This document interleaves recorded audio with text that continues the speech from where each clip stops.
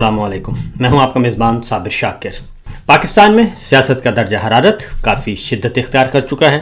اور D G I S P R کی press conference کے بعد جو کہ انتہائی ناشائستہ غیر مہذب زبان استعمال کی گئی، پاکستان کے عوام کے خلاف، پاکستان کی منتخب قیادت کے خلاف اور خاص طور پہ پختون عوام کے خلاف اس کا شدید رد عمل بدستور آ رہا ہے۔ اور آج پاکستان تحریک انصاف نے پشاور میں ایک جلسہ عام کیا منعقد، اور اس میں واضح طور پر پیغام دیا گیا ہے کہ ان کا پیچھے ہٹنے کا کوئی ارادہ نہیں ہے، اور خاص طور پہ جو دھمکیاں دی گئیں اور سول حکومت کی طرف سے، الیکشن چور ناجائز حکومت کی طرف سے جو دھمکیاں دی گئیں اس کا بھی جواب دیا گیا، اور D G I S P R نے جو کچھ فرمایا اس کا بھی ببانگ دہل اعلان سریعام جواب دیا گیا۔ ذرا پہلے اس کا جائزہ لیتے ہیں، کیونکہ اس کے بعد ہم آپ کو بتائیں گے آگے کی صورتحال کیا ہے اور درون خانہ کیا چل رہا ہے۔ D G I S P R کی پریس کانفرنس نے پاکستان تحریک انصاف کو نقصان پہنچایا، عمران خان کو نقصان پہنچایا، یا پھر انہوں نے اپنے آپ پر ہی حملہ کر دیا؟ بلکہ یہ کہنا بالکل غیر ضروری نہیں ہوگا، بلکہ حقیقت پر مبنی ہوگا کہ اگر اب تک پچھلے 3.5-4 سالوں میں سب سے بڑا کوئی خودکش حملہ افواج پاکستان پہ، اپنے ادارے پہ اگر کسی نے کیا ہے تو وہ D G I S P R کی پریس کانفرنس نے کیا ہے۔ وہ دراصل پاکستان تحریک انصاف یا پاکستان کے عوام پر حملہ نہیں تھا، بلکہ انہوں نے اپنے اوپر ہی خودکش حملہ کیا، اور خود تو ڈوبے اور ساتھ ہی ساتھ اپنے ادارے کو بھی بے توقیر کر دیا۔ اسی کی وجہ سے آج جو اس وقت لنگر گپ چل رہی ہے ادارے کے اندر، اس میں ان کو ایک مشہور و معروف لفظ بولا جاتا ہے، بی سے سٹارٹ ہوتا ہے، میں ذرا وہ ادا نہیں کرنا چاہتا، تو بی سے وہ لفظ بولا جا رہا ہے، انگریزی کا ورڈ ہے، پنجابی اور اردو کا نہیں، تو اس لیے یہ شدید رد عمل اندر بھی پایا جا رہا ہے۔ تو بہرحال آج جو پاکستان تحریک انصاف کی طرف سے جو جواب دیا گیا اور ایک قرارداد بھی منظور کی گئی، اور اس میں صرف پاکستان تحریک انصاف کا یہ جلسہ نہیں تھا، بلکہ یہ اپوزیشن جماعتوں کا جو اتحاد ہے، تحریک تحفظ آئین پاکستان، یہ اس کا جلسہ تھا۔ لیڈر آف اپوزیشن قومی اسمبلی محمود خان اچکزئی صاحب، جو کہ تحریک تحفظ آئین پاکستان کے سربراہ ہیں، وہ بھی اس میں شریک تھے، اور وہ خود بھی پختون ہیں۔ لیڈر آف اپوزیشن سینٹ راجہ ناصر عباس صاحب، جو کہ سینٹ میں لیڈر آف اپوزیشن ہیں اور مجلس وحدت المسلمین کے سربراہ ہیں، انہوں نے بھی خطاب کیا۔ پھر مصطفیٰ نواز کھوکھر صاحب، جن کی اپنی انڈیپینڈنٹ حیثیت ہے، انہوں نے بھی اس جلسے سے خطاب کیا، اور دیگر رہنماؤں نے بھی اس میں کھل کر اظہار خیال کیا۔ لیکن اس پورے جلسے میں نہ ہی D G I S P R کی طرف سے کوئی گالی دی گئی، نہ ہی ان کو جواباً کتا کہا گیا، اور نہ ہی جواباً ان کو غدار کہا گیا، نہ ہی جواباً ان کو دہشت گرد کہا گیا، بلکہ حقائق پر مبنی جو ہے، حقیقت پر مبنی وہ تصویر ان کے سامنے پیش کی گئی، اور بڑی مدلل گفتگو تھی، اور جذباتی انداز میں نہیں بلکہ ایک لاجک کے ساتھ یہ گفتگو کی گئی، اور پاکستان کی مسلح افواج کی لیڈرشپ کو باور کرایا گیا کہ وہ اور خاص طور پہ وہ جس جعلی مینڈیٹ کی حکومت کو سپورٹ کر رہے ہیں ان سے پیچھے ہٹ جائیں، اور کیونکہ یہ جو ہارے ہوئے سینیٹرز ہیں، ارکان پارلیمان ہیں، جن کو زبردستی جعلی فارم 47 دیا گیا ہے، اگر وہ اس کے ساتھ جڑے رہے تو پھر وہ ان کے ساتھ مسلح افواج کی لیڈرشپ بھی اسی چکی میں دلی جائے گی جس میں وہ خود دلنے والے ہیں۔ تو صورتحال کیا ہے؟ جو قرارداد منظور کی گئی اس میں کہا گیا کہ غیر منتخب عسکری ترجمان کی طرف سے منتخب قیادت کے لیے غیر مہذب زبان استعمال کی گئی، جو سول بالادستی کے اصولوں کے خلاف ہے،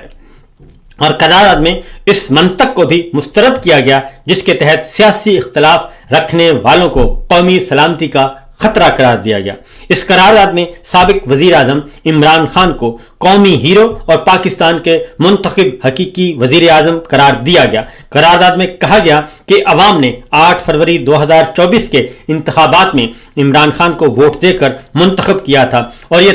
تصور یکسر مسترد کیا جاتا ہے کہ وہ یا ان کے ساتھی قومی سلامتی کے لیے خطرہ ہیں۔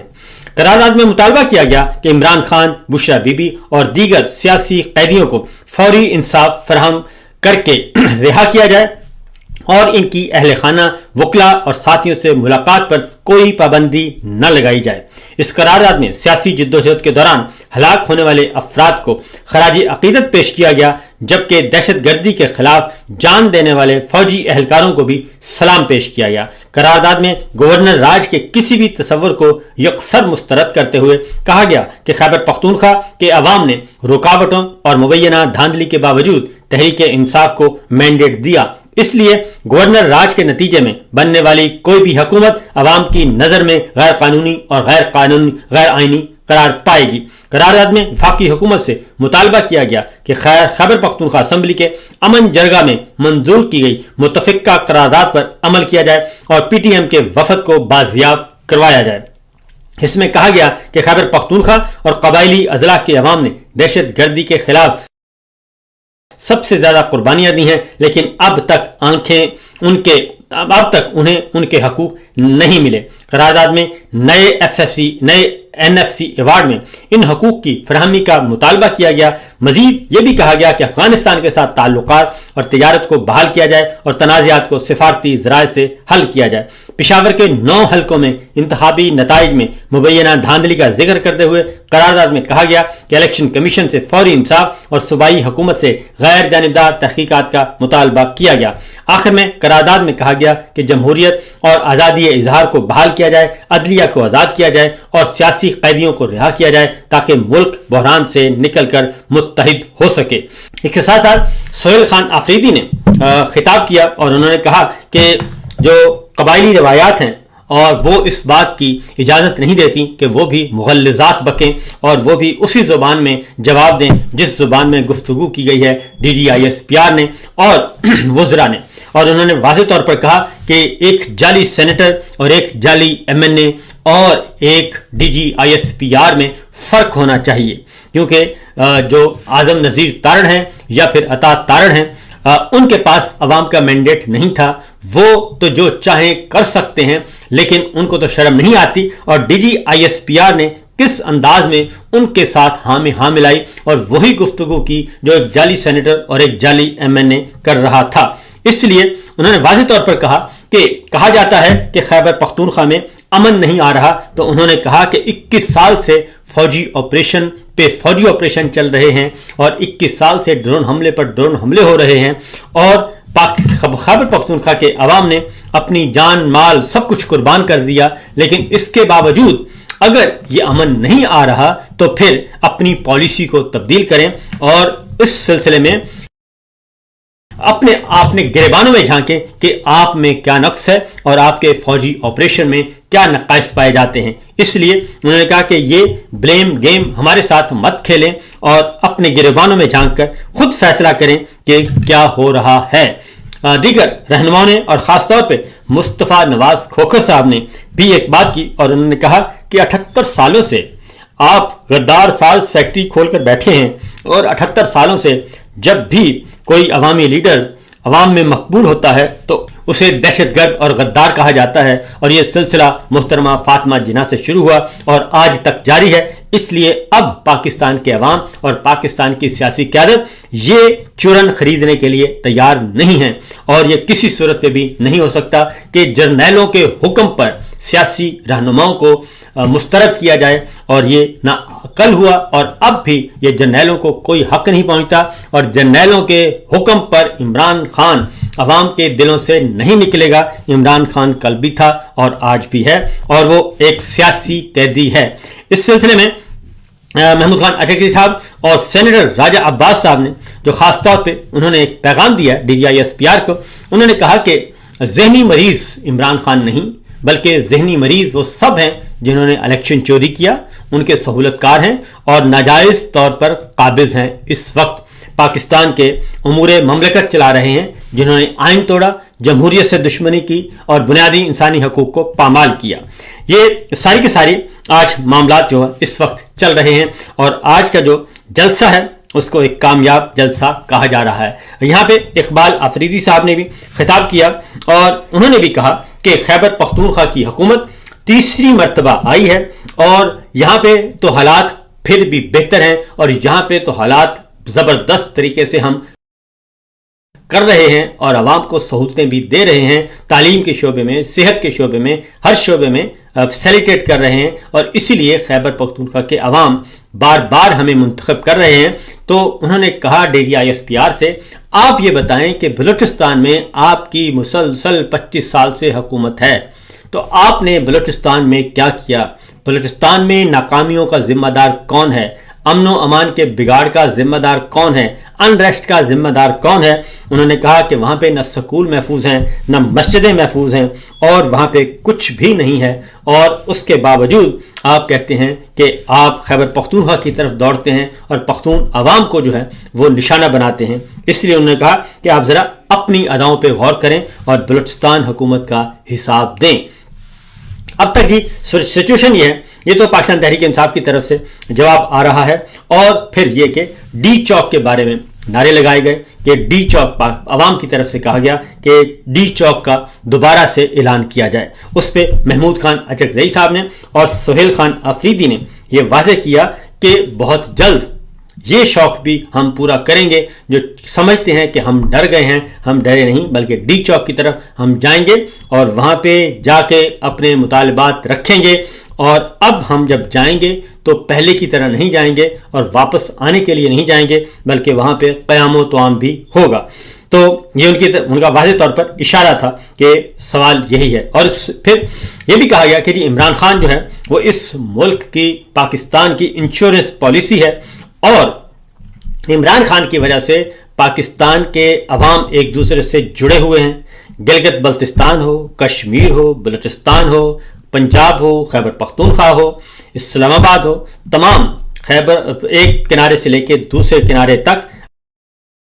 اگر کوئی مقبول ترین لیڈر ہے تو وہ عمران خان ہے، اور پاکستان کی سلامتی کی ضمانت ہے۔ اور اب تک انہوں نے، عمران خان نے، نہ ہی کسی ادارے کے خلاف کوئی بات کی اور نہ ہی پاکستان تحریک انصاف ادارے کے خلاف ہے، بلکہ ہم فرد واحد کے خلاف ہیں۔ اور عمران خان کی بہنوں نے بھی، علیمہ خان صاحبہ اور ڈاکٹر عظمیٰ نے واضح طور پر یہ کہا ہے کہ انہوں نے اس خطرے سے آگاہ کیا ہے کہ عمران خان کو معلوم ہے کہ یہ اب کچھ گڑبڑ کرنا چاہتے ہیں، یہ عمران خان کے خلاف کوئی بڑا قدم اٹھانے کے لیے پر تول رہے ہیں۔ اور انہوں نے، عمران خان نے واضح طور پر ڈاکٹر عظمیٰ کو یہ کہا ہے کہ اس سے گھبرانے کی ضرورت نہیں ہے، اور میں کسی بھی صورت میں پیچھے ہٹنے کے لیے تیار نہیں ہوں، اور مجھے اندازہ ہے کیونکہ جیل میں اب انہوں نے مکمل طور پر مجھے تنہا کر دیا ہے، اور یہاں تک کہ جو جیل کے عملہ ہے اس کو بھی، اور جیل کے جو مشقتی ہیں ان کو بھی یہ حکم دیا گیا ہے کہ وہ مجھے سلام بھی نہیں کریں گے، اور ان پہ سخت، نہ صرف مجھ پہ بلکہ جیل کے عملے پر بھی اب یہ سختیاں کر رہے ہیں کہ مجھے احساس دلایا جائے کہ جناب میں کوئی بہت بڑا ہی کوئی آئسولیشن میں چلا گیا ہوں اور میں کوئی بہت بڑا اچھوت ہوں۔ تو انہوں نے واضح طور پر، عمران خان نے یہ پیغام دیا ہے کہ اگر مجھے کچھ ہوتا ہے تو اس کی ذمہ داری صرف اور صرف جنرل صاحب ہوں گے اور کوئی نہیں ہوگا۔ یہ ڈاکٹر عظمیٰ نے ایک تازہ ترین گفتگو جو ہے اس میں وہ بیان کر دیا ہے، کیونکہ عمران خان نے جو گفتگو کی تھی وہ بہت سخت گفتگو تھی اور پورا پیغام تھا، لیکن عمران خان صاحب کی بہنوں نے وہ پیغام جو ہے وہ پورے کا پورا باہر لوگوں کو نہیں بتایا۔ اب چونکہ DGISPR کی پریس کانفرنس ہو چکی ہے، اس لیے علیمہ خان صاحبہ، ڈاکٹر عظمیٰ، نورین خان صاحبہ اور ان کی فیملی جو ہے وہ اب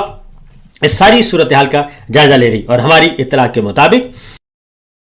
عمران خان صاحب کی فیملی اور فیملی کے ارکان نے بیرون ملک جو ہے بیٹوں کو بھی اس سلسلے میں آگاہ کر دیا ہے کہ وہ اس سلسلے میں اپنے متحرک ہو جائیں اور اپنی تمام توانائیاں جو ہیں وہ بروئے کار لائیں، کیونکہ عمران خان صاحب کی زندگی کو اب یہ خطرہ ہے۔ اس کی ریزن یہ ہے کہ اب یہ جو 5 سالہ ان کی ایکسٹینشن ہے، اور وہ 5 سالہ ایکسٹینشن کو انہوں نے ہر صورت میں یہ چاہیں گے کہ اس ایکسٹینشن کو متنازع نہ بننے دیا جائے اور اس کے خلاف کوئی تحریک نہ اٹھے، اس لیے